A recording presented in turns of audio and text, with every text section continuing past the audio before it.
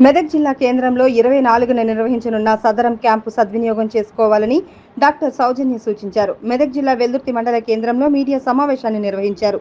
వికలాంగుల గుర్తింపు కోసం ఈ నెల 24వ తేదీ మంగళవారం మెదక్ ప్రభుత్వ ఆసుపత్రి నందు ప్రత్యేక క్యాంపు ఏర్పాటు చేస్తున్నందున శారీరక వికలాంగులు, దృష్టిలోపం ఉన్నవారు, మూగ, వినికిడి లోపం ఉన్నవారు, మానసిక వికలాంగులు ఈ అవకాశాన్ని సద్వినియోగం చేసుకోవాలని సూచించారు.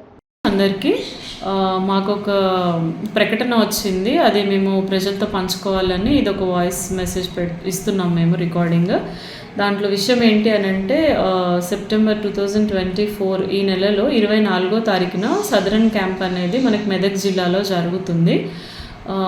దాంట్లో ఎవరైనా వికలాంగులు ఉంటే కనుక ఖచ్చితంగా వెళ్ళి సర్టిఫికెట్స్ తీసుకోవచ్చు. మీ డిఫార్మిటీస్ ఏమైనా ఉంటే సర్టిఫికెట్స్ తీసుకోవచ్చు. దానికి ముందుగా మీరు మీ సేవకి వెళ్ళి అప్లై చేసుకోవాల్సి ఉంటుంది ఆన్లైన్లో.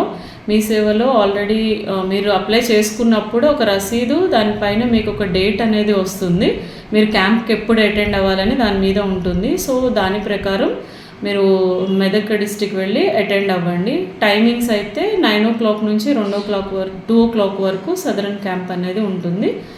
సో అక్కడికి వెళ్ళి ప్రభుత్వం ఇచ్చిన అవకాశాన్ని వికలాంగులందరూ యూజ్ చేసుకుంటారని మా మనవి. Thank you.